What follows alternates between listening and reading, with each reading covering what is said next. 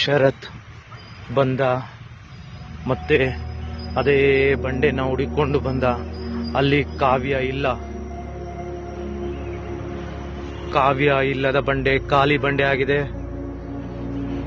ಅವನ ಮನಸ್ಸು ಕೂಡ ಬಂಡೆ ಮಾಡಿಕೊಂಡು ದುಃಖದಲ್ಲೇ ಧೈರ್ಯ ತಂದ್ಕೊಂಡು ಕೂತಿದ್ದಾನೆ.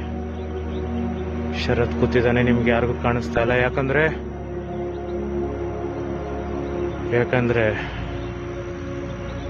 ನೀವು ಧೈರ್ಯ ತಂದ್ಕೊಳ್ಳಿ. ಶರತ್ ದೆವ್ವ ಆಗಿ ಕೂತಿದ್ದಾನೆ. ಬದುಕಲ್ಲಿ ಸೋತು ಕಾವ್ಯ ಅನ್ನೋ ಪ್ರೀತಿನ ನಂಬಿದ ಶರತ್ ಈ ಜಾಗದಲ್ಲಿ ಹುಚ್ಚುಂತರ ಓಡಾಡ್ದ. ಹುಚ್ಚ, ಪ್ರೀತಿಯ ಹುಚ್ಚಾಗಿ ಓಡಾಡ್ದ ಶರತ್.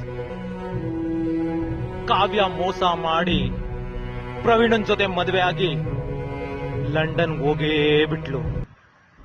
ಆದ್ರೆ ಬಂಡೆ ಇದೆಯಲ್ಲ,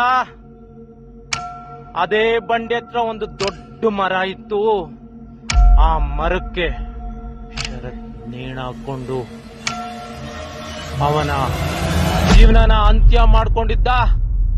ಅದೇ ಮರದಲ್ಲಿ ದೆವ್ವಾಗಿ ಕಾವ್ಯಳಿಗೋಸ್ಕರ ಕಾಯ್ತಾನೇ ಇದ್ದ.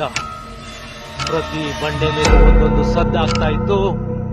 ಆ ಸದ್ದನ್ನ ನೋಡಿ ಇಲ್ಲಿಗೆ ಬರೋ ಜನ ಎದುರ್ಕೊಂಡು ಓಡ್ತಾ ಇದ್ರು. ಬಂಡೆ ಮೇಲೆ ಶರತ್ ಕೂತಿದ್ದಾನೆ. ಕಾವ್ಯಳ ಪ್ರೀತಿಗೋಸ್ಕರ ಶರತ್ ಇನ್ನೂ ಈ ಬಂಡೆ ಮೇಲೆ ಕೂತಿದ್ದಾನೆ. ಇವಾಗ ಬೆಳಗ್ಗೆ ಆಗಿರೋದ್ರಿಂದ ಶರತ್ ಕಾಣಿಸ್ತಾ ಇಲ್ಲ.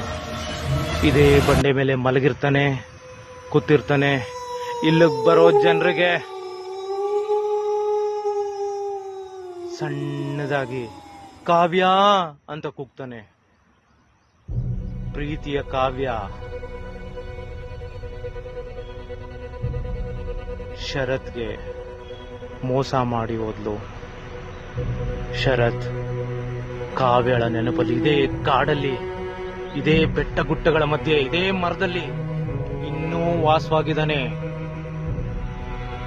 ಶರತ್ ಆತ್ಮ ಪರಮಾತ್ಮ ಸೇರ್ಬೇಕು ಅಂದ್ರೆ ಕಾವ್ಯ ಮತ್ತೆ ಬೆಂಗಳೂರಿಗೆ ಬರಬೇಕು, ಇದೇ ಬಂಡೆ ಮೇಲೆ ಕೂತ್ಕೊಬೇಕು.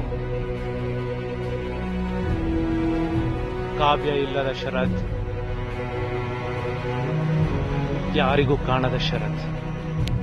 ಕಾವ್ಯ ಬೆಂಗಳೂರಿಗೆ ಬಂದ್ಲು. 8 ತಿಂಗಳ ಗರ್ಭಿಣಿ ಕಾವ್ಯ ಬೆಂಗಳೂರಿಗೆ ಬರ್ತಿದ್ದಂಗೆ ಕಾಡಲ್ಲಿ ಸಣ್ಣದಾದ ಬೆಂಕಿ ಬಿದ್ದಿದೆ.